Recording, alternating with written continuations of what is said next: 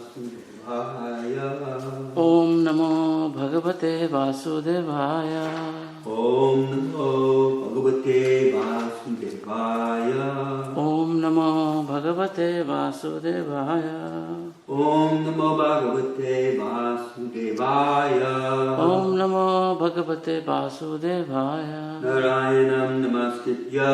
Narayanam Namaskritya. Naram Chaiva Narottamam. Naram Chaiva Narottamam. Devim Saraswatim Vyasam. Devim Saraswatim Vyasam. Tato Jayam Mudirayet. Tato Jaya Mudirayet. For reciting the Srimad Bhagavatam, which is our very means of conquest, we first offer respectful obeisances unto the personality of Godhead, Radharani, unto Nayana Rishi, the supermost human being, Mother Saraswati, the goddess of learning, and Srila Vyasadeva, the author of life. By regular attendance in classes on the Bhagavatam, by rendering service to pure devotees, all that is troublesome within the heart becomes destroyed to practically nil, and thus a loving service unto the glorious Lord, who is praised with transcendental hymns, becomes established as an irrevocable fact. Srimad Bhagavatam, Canto 1, Chapter 19, the appearance of Sukadeva Goswami, text number 18. Evam cha tasmin Naradeva Deve. Evam tasmin Naradeva Deve. Prayopavishte Divi Deva Sangaha. Prayopavishte Divi Deva Sangaha. Prayopavishte Divi Deva Sangaha. Prayasa Bhumau Vyakiran Prasuner Prasasya Bhumau Vyakiran Prasuner. Prasasya Bhumau Vyakiran Prasuner. Muda Muhur Danduvayas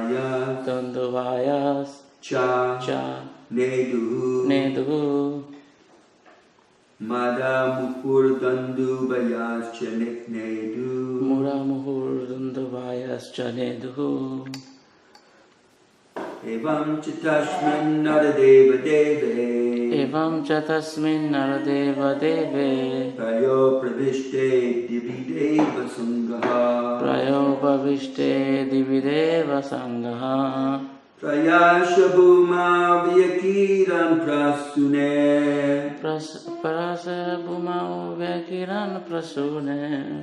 Muda Muhudandubayas Chanedu.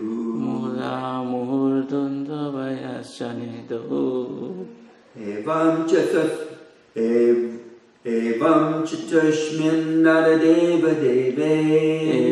Chatasmin Naradeva Deve.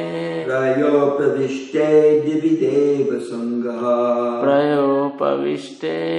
Deva Sangaha. Prayasya Bhuma Vyakiran Prasune.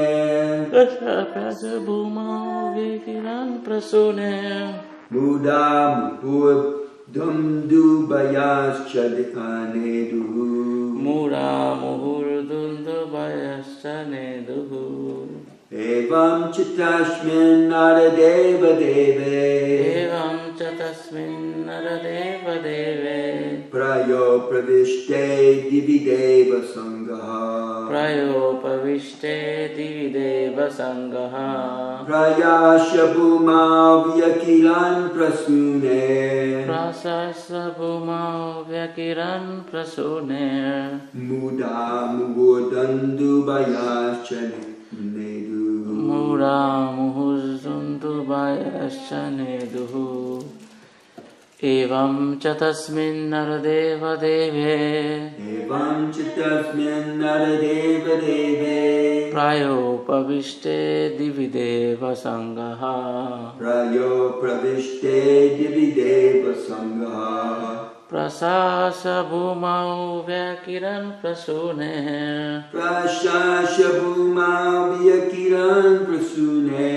Muda Muhurdun Devasya Neduhu. Muda Mudandu Bayasya Nedu. Evam cha tasmin naradeva deve prayopavishte divideva sangaha.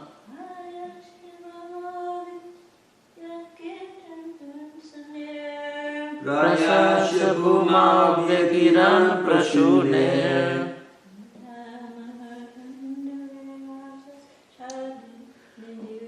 Mura muhur dundubayascha neduhu. Evam thus cha in tasmin in that Naradeva deve upon the kings Praya upavishte being engaged in fasting to death. Divi in the sky. Deva demigods. Sangaha all of them. Prasasya having praised the action. Bhuma on the earth. Vyakiran scattered. Prashunai with flowers. Muda in pleasure. Muhur continually. Dandubayaha celestial drums. Cha also. Neduhu bidden. Translation. Thus the king Maharaj Parikshit set to fast unto death all the demigods of the higher planets praise the king's action and in pleasure continually scattered flower over the earth and beat celestial drums. Thus the king Maharaj Parikshit set to fast until death.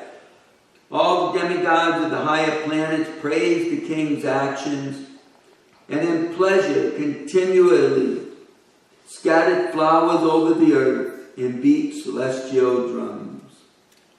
Srila Prabhupada's divine purport. Jai Srila Prabhupada. Even up to the time of Maharaj Parikshit, there were interplanetary communications. And the news of Maharaj Parikshit's fasting unto death to attain salvation reached the higher planets in the sky, where the intelligent demigods live. The demigods are more luxurious than human beings, but all of them are obedient to the orders of the Supreme Lord. There is no one in the heavenly planets who is an atheist or non-believer.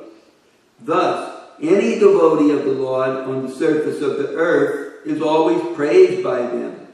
And in the case of Maharaj Parikshit, they were greatly delighted and thus gave tokens of honor by scattering flowers over the earth and by beating celestial drums. A demigod takes pleasure in seeing someone go back to Godhead.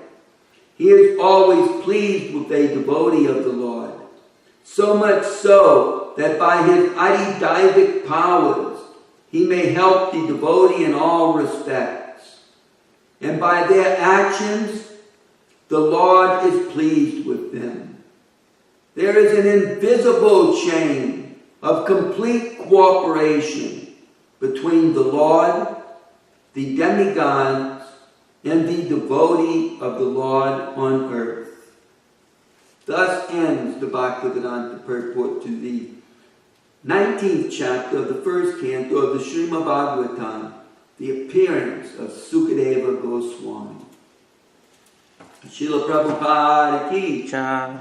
Om Agnat Timirandasya Gnanjana Shalakaya Kakshun Militam Yena Tasmai Shri Gurave Namaha Shri Chaitanya Manobhistam Stapitam Yena Bhutale Svayam Rupa Kadamayam Dadati Swaparantikam.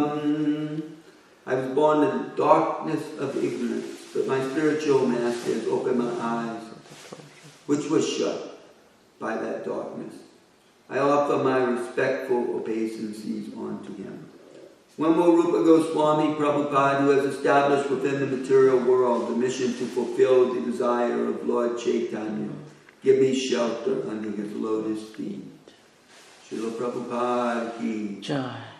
So here we see that the devas are helping the devotee, in this particular case, simply praising him and out of joy beating drums.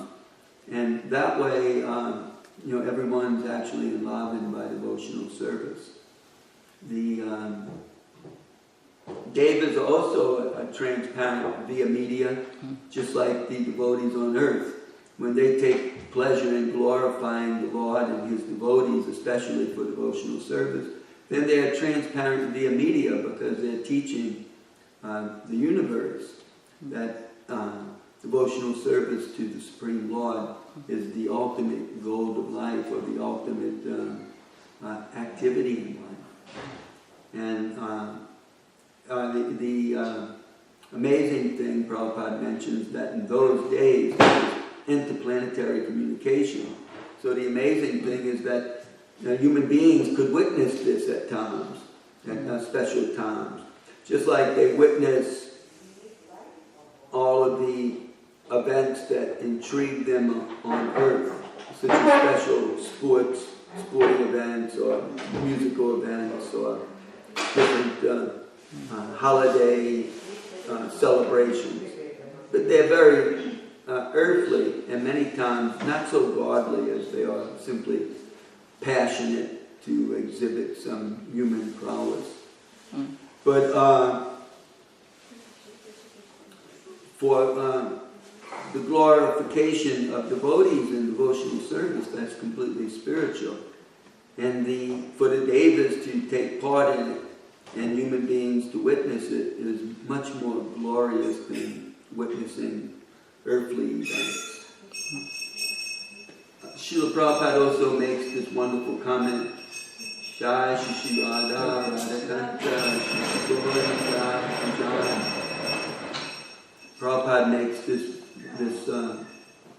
fantastic statement here about an invisible chain of complete cooperation between the Lord, the devas, and the devotees on earth. It's really the Lord's pleasure. It's what he's like really attached to, what he is partial to. The everyday human struggle. And certainly Krishna is moved by people's sufferings. And one of the major emphases of devotional service is to free people from those struggles by bringing them to Krishna consciousness. But Krishna is not, this isn't like his favorite thing, just having his administrative demigods deal with the karma on earth. And certainly it is very pleasurable for him to help a devotee in difficulty, or people in general. But most pleasurable is when someone understands his mission or his work, his order, and they take it up despite the apparent impossibility of carrying out such an order or fulfilling such a mission. That's how it must have looked to Srila Prabhupada at times. How is one insignificant human being going to carry out the order of his Guru Maharaj to take Krishna consciousness to the Western world and then all over the world? How is something like that possible? He has no big bank account. He doesn't have a lot of followers, and no organization. Consequently, so how is it possible? He's not a known author. No big publishing company is publishing him. He's having to do this all himself. There are many people like him in the world who have some dreams, and they don't have any backing, and yet they attempt to carry out or fulfill their dream. Very few of them ever being recognized in the world. So Krishna, though, is there. Krishna is seeing, and he starts to make arrangements. Prabhupada calls it this invisible chain of cooperation. So human beings, we can't see it, but Krishna can dictate. Just like he dictated to Brahma within his heart when Brahma went to the ocean of milk at the before the appearance of Lord Krishna in the previous yuga. Brahma and all the Devas went to the ocean of milk, and they prayed to Lord Vishnu to save the earth. And Lord Vishnu dictated to Brahma within his consciousness his plan, and Brahma then spoke it to the Devas, and they all prepared for the descent of the Lord on the earth to save the day. So, similarly, the Lord can communicate with his administrative demigods, 33 million of them, and have things take place by the will of providence. Otherwise, how can we account for how some things happen apparently just by luck or chance?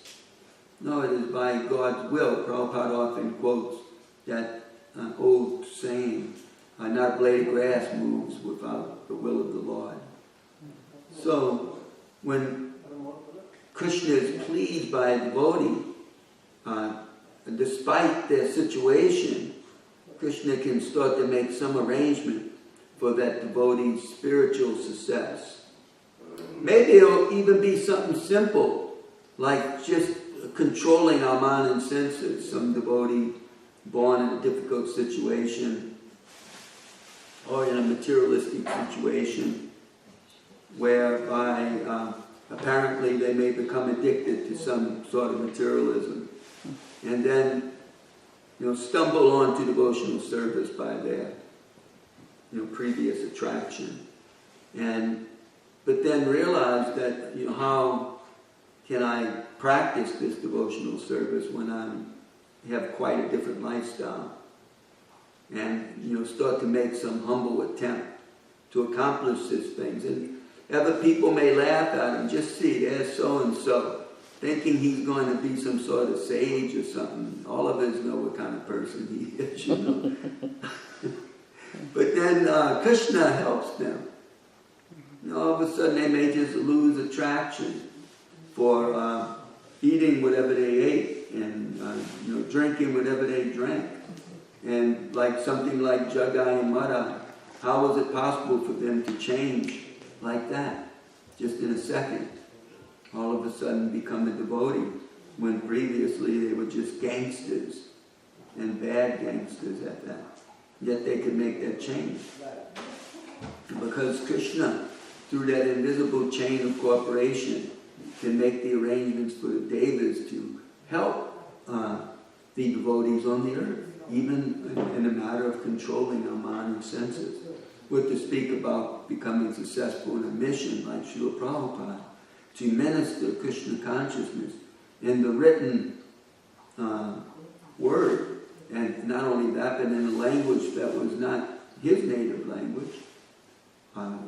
Yet Srila Prabhupada was to minister to the world through the English language and various other languages in the world, with no backing whatsoever. how is anything like that at all possible? But by this invisible chain of cooperation, the Devas made arrangements for the time, the place, the circumstances, for the people to come forth to aid Prabhupada. Whoever thought that people would step forward, but people stepped forward, and he was able to create an editorial staff, he was able to create a publishing company, he was able to secure money to carry out that feat, and then he was able to enthuse numerous young people to distribute that literature around the world, to set up temples for people to come and see the deity of Krishna and hear those books sang on a daily basis, and hear people actually practicing and teaching that science of devotional service, that science of bhakti yoga,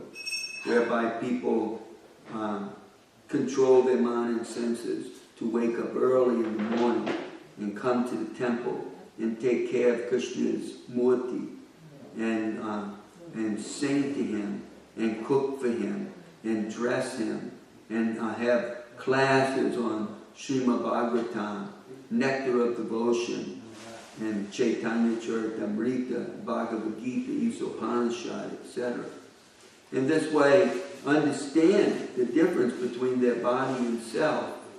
Understand that the body is just a vehicle that Krishna has given me to execute this devotional service. And I am the person who is awakening to my factual existence, is a spiritual being, a devotee of the Supreme Personality of Godhead, meant for and who enjoys rendering loving devotional service unto him. Jai Shri.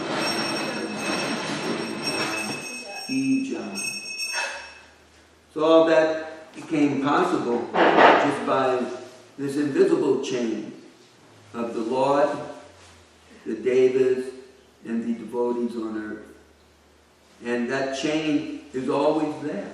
It is functioning today to assist the devotees in propagating the Hare Krishna Sankirtan movement of Srila Prabhupada. It is there today to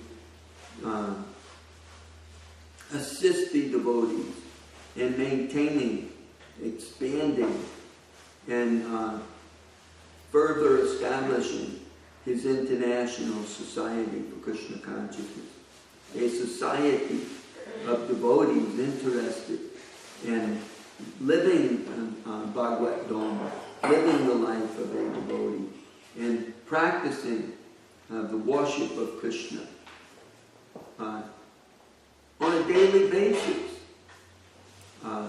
24/7, 7 days a week, 24 hours in a day, whereby Krishna is actually thought about and served by devotees in his very own temple. This is what human beings should do, not spend 24/7 completely immersed in some materialistic goal of life.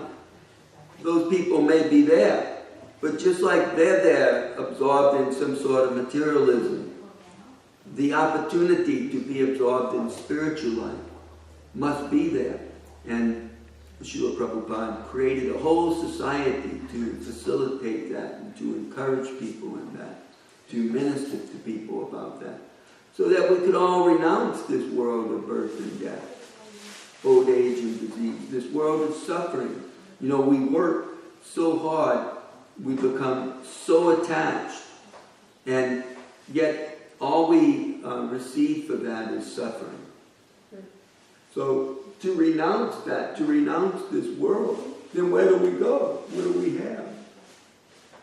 We have to make that connection with Krishna consciousness so that our soul can be at peace. Instead of having attachment to this world, we have attachment to devotional service, to Krishna consciousness, to the devotees of the Lord, and their needs the devotional service of Guru and Guranga, the need to help ourselves and help others through the ministry of Krishna consciousness. This is the most important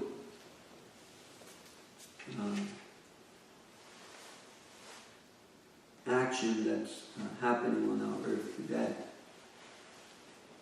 Despite so many big organizations and nations and countries trying to solve the problems of the world through economic development and politics and administering various forms of sense gratification, and as well as teaching salvation, the devotees are doing sort of the opposite.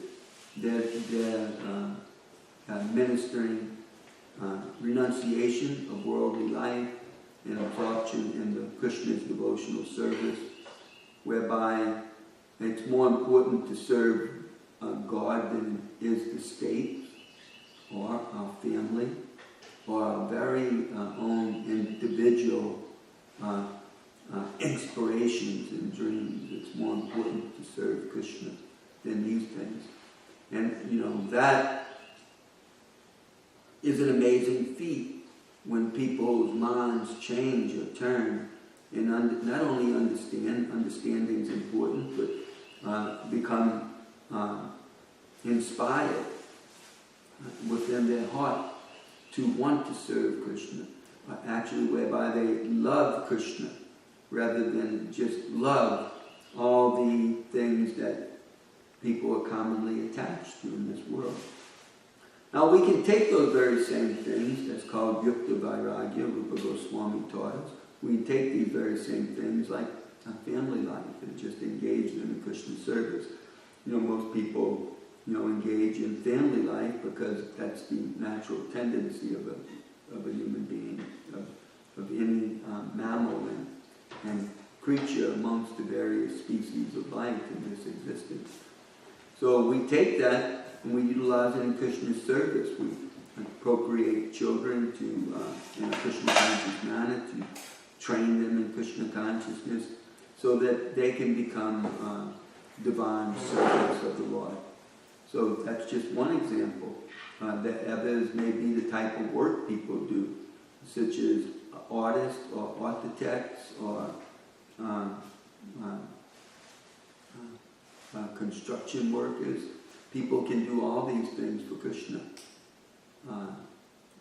That is just utilizing our Dharma in Krishna's service.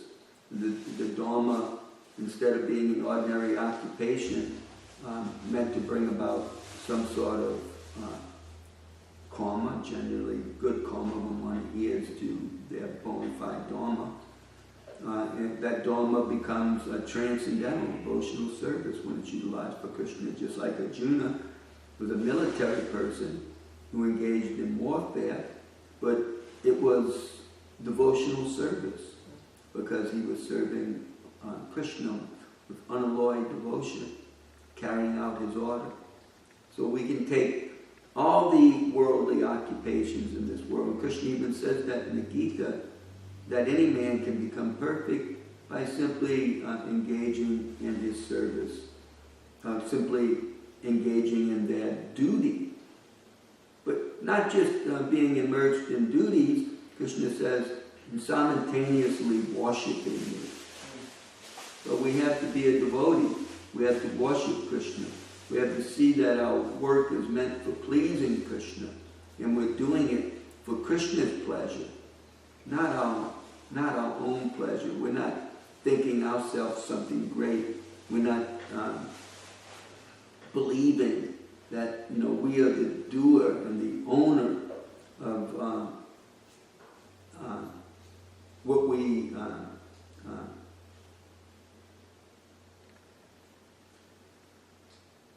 we produce through our dharma or our work. No, that's a materialistic mentality. Just the opposite for a devotee. Krishna teaches this in the Gita, especially in the early chapters, that we shouldn't be detached from doing our duty, but we should be detached from the results of our work. Because ultimately it's Krishna who's giving us the prowess to do whatever we do. And it's Krishna who the results are meant for.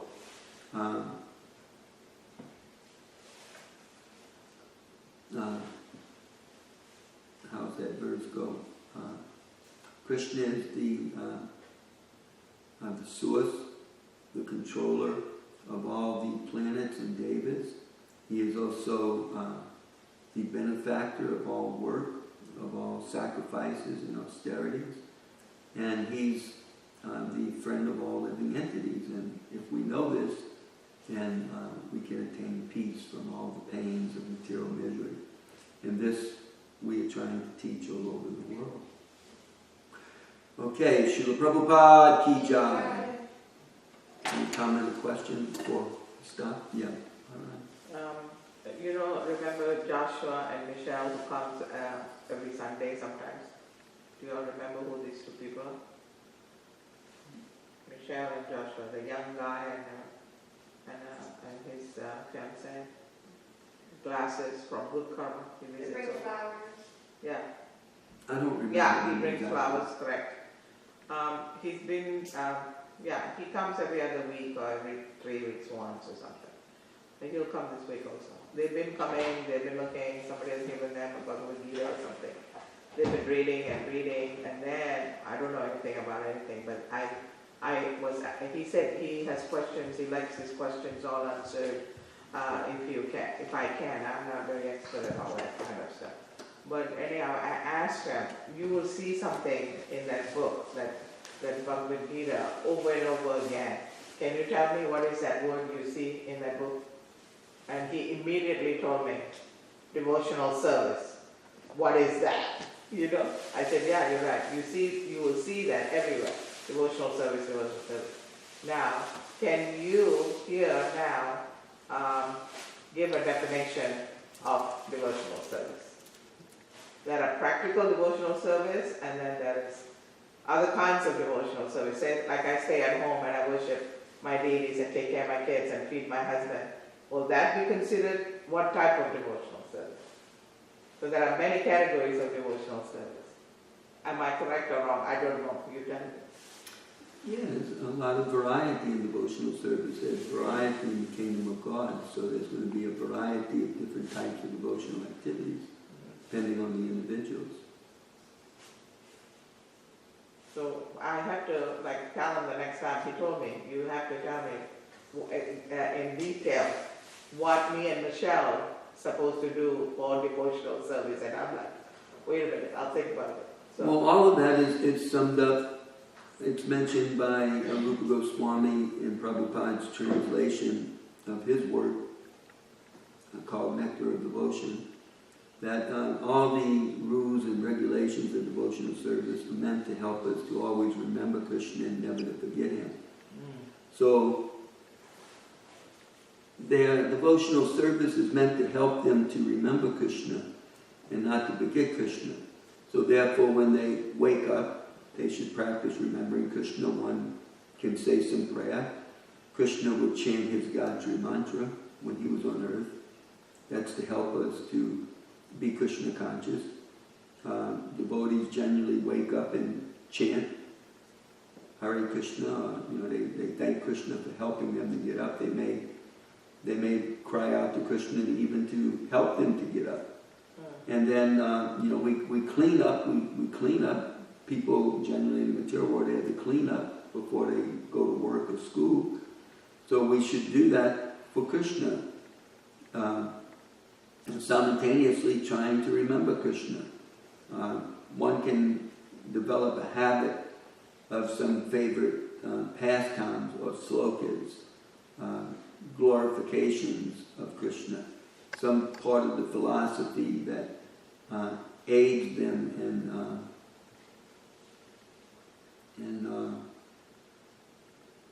getting to work for Krishna. And at that time they can be remembering simply while going through different cleaning activities. And then for the people who are fortunate enough to live in our society, then they can go to the temple and engage for the next 3 or 4 hours and taking care of Krishna. And can you imagine you're getting any place a whole hour to 2 hours or more of simply being able to meditate? And it takes practice to meditate for so long, and we perform our meditation through the japa mantra meditation. So that's an extreme amount of discipline for 2 hours to meditate on Krishna by chanting Japamala. And then being able to hear Srimad Bhagavatam. Now a lot of people who are going to school and to work, they may not be able to do those things. They may have half an hour to 45 minutes to sit down and study the Bhagavatam, or to chant some japa, or to offer some puja. And then they have to drive to work, and they can put a tape on, and they can listen. Or some may choose to chant, although sometimes that is difficult while driving. They may choose to chant. And they get to work, and then that's a whole world there. It's just like Arjuna fighting on the battlefield of Kurukshetra. They have to report. They maybe they're in charge of something, and so they have to make sure everybody's in their positions, and whatever has to be done is getting done. Or maybe they're working under someone, and they may have some independence to be doing something, or they may be working with a team of people simply accomplishing something. And it'll be various types of work from, the multitude of Sudra type of occupations to some sort of Vaishya work or Kshatriya work or Brahminical work. And so one has to do their work and at the same time remember Krishna. That's a great practice. How was Arjuna, who was fighting? When people fight, many times they become extremely angry. You're fighting, and he's fighting in a righteous war. He has to win in order for goodness to be established. He has to save the world from evil. So he has to fight with a great intensity. And then to remember Krishna is a great feat. Therefore, it's good when people are trained from the beginning of life in doing these things. When we try to pick it up later in life, whether we be teenagers or in our youth, it's like starting training late, but it can be done with the speaker if somebody takes it up real late in life. But better late than never. So we have to start training ourselves to remember Krishna by doing what we're doing, whatever our occupation may be. But then eventually that day comes to an end and one comes home, and on the way home one can again relax a little bit and listen to Krishna. One can simply drive. Some people may choose to sing a little bit, or again people may try chanting a little bit. We get home, and different people do different things. Some people may want to go clean up. Other people may have to meet their children, see what's going on in their lives, how they're doing with their homework and stuff like that, their schooling, or maybe they're involved in some occupation.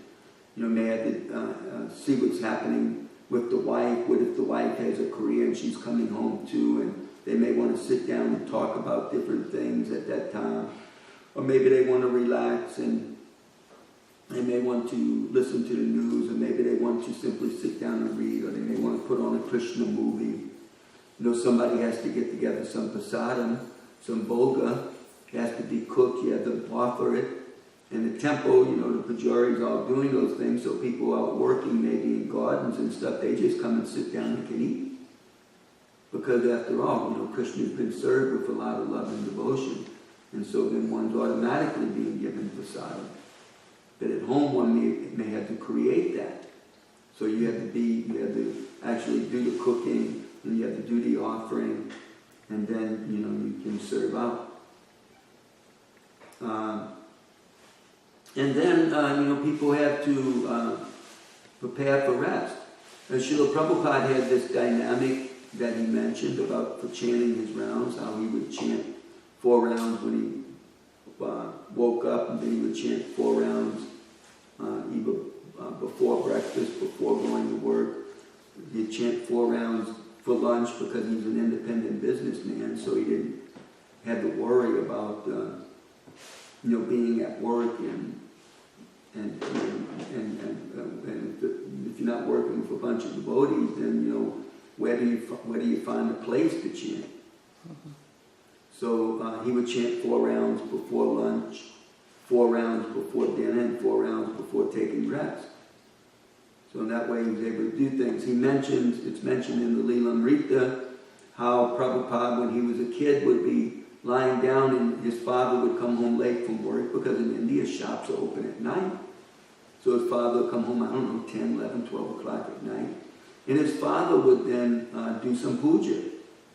And he would hear him ringing the bell and making some offering to Krishna.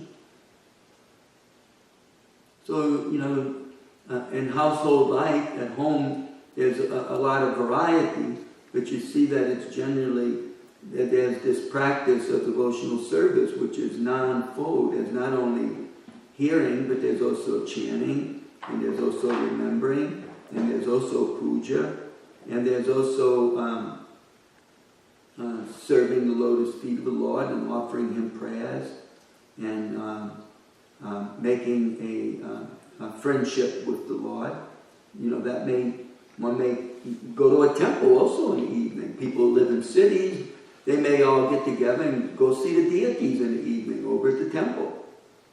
Prabhupada mentions how when he was a kid, they would go and see the temple. It was just across the street from his house. So he would go across the street and he would see the deity. And sometimes as a young kid, he'd be able to chant. When he was in college, he mentions how he put his deities up. He couldn't serve them no more because it was too much intensity with the schoolwork. And I've seen, different devotees do that. My Surya gave me his Shalagram Shila. He couldn't worship his Shalagram. So I gave it to Mother Maharani to worship because she worshipped so many Shalagram Shilas. And because the schoolwork was so intense, Prabhupada said his deity came in a dream and said, "Take me out this box and worship me." And so Prabhupada again started doing that. And you see Surya, now he posts on his Facebook how he dresses his deity and does some puja, although he's in school. So, different people, different things. Huh? Probably he can take the Sheila back now.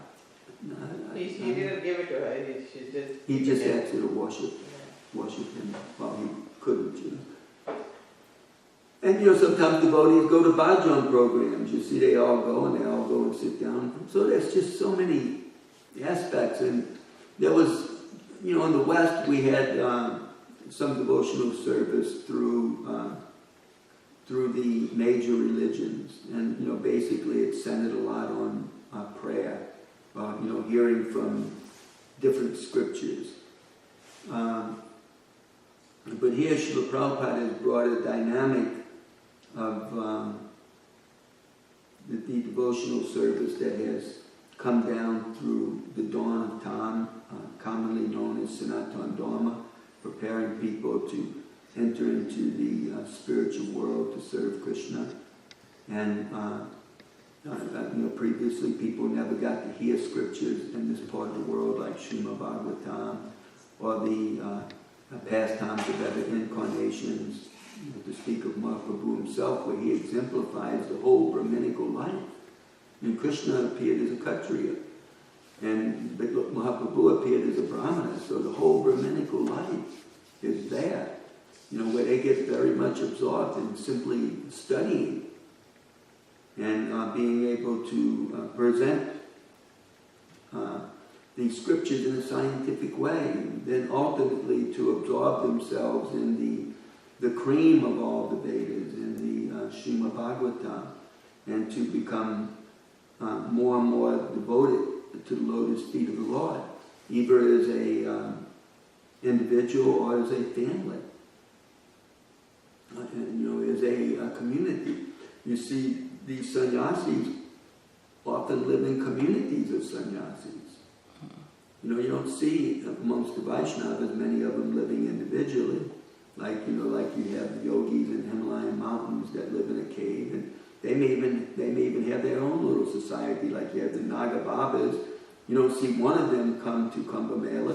They come many times as a group. So, there's also our brahmachari communities. We don't have just one brahmachari somewhere. We generally have communities of them. Prabhupada would say things like birds of a feather flock together. So you have a community of people that, engage in devotional service together. I mean, how could we carry on the worship of the deity here if there wasn't a community of people? Srila Prabhupada himself said to worship Radha and Krishna, requires at least 8 full-time brahmanas. That's just the brahmanas to do the puja, with to speak of all the assistants. So, Prabhupada, he brought this dynamic of having a community of devotees serving the deities on a daily basis, and not just having a church that opens on a Sunday for people to assemble and glorify God and then, lock it up. Although that's not always the case. They do many activities, much missionary work and activities to help the youth, and as well as other people's spiritual and material needs.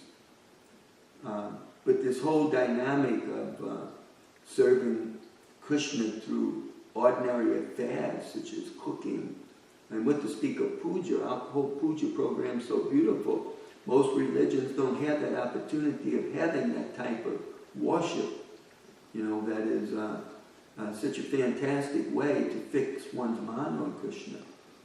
You find many of the Protestant religions, such as the Baptist, there's very little ritual. It's mainly all sermonizing. And there's some emotional time of being saved, but then after that passes, you just walk around saved, but how often can people be fixed in that, using their language, fixed in that Holy Spirit? All you have to do is go to one rock concert and you forget all that that type of spiritual life, unless it's a Christian rock concert. You may remember Jesus, but other than that, the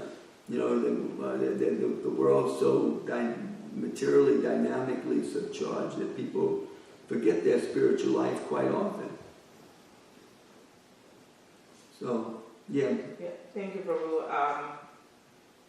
I think me and Andrew was here when Prabhupada class was on, and it's good that you describe devotional service in a whole day process, and it's different for everybody also, and it's different for every individual's advancement. Also, devotional service is very personal, and it's not just you see people here every day. Sometimes there are people in the back trying to serve the community, and they haven't had time to come, or they have other things to do. Prabhupada was saying in this class that you have to be Krishna conscious, not 1-2 hours, but 24 hours. Yeah, that's what he says. Great practice. So that what you just said is like, you have to remember, but devotees sometimes they know or they don't know, they make other priorities, and the ones who are living in near Dham, they're especially very fortunate, and they have to understand or remember, or somebody has to preach or talk to them, that they have this great opportunity, to just come and be here, like the 2 hours you said, or an hour or 15 minutes or whatever. Or more. Speak about when we get ready for festivals like this Rath Yatra that's consumed people and making that cost. And just like Nanda Sutta coming over and fixing the well. Yeah. I mean, for things to go on, there's so much opportunity for serving Krishna. Gaurapurnim coming. Just festivals alone, it gives us the opportunity to serve and remember Krishna. We live like that, and then gradually as we get older and fade out, it becomes easy to remember Krishna and to go back home, back to God. Jai. Prabhupada ki jai. Jai.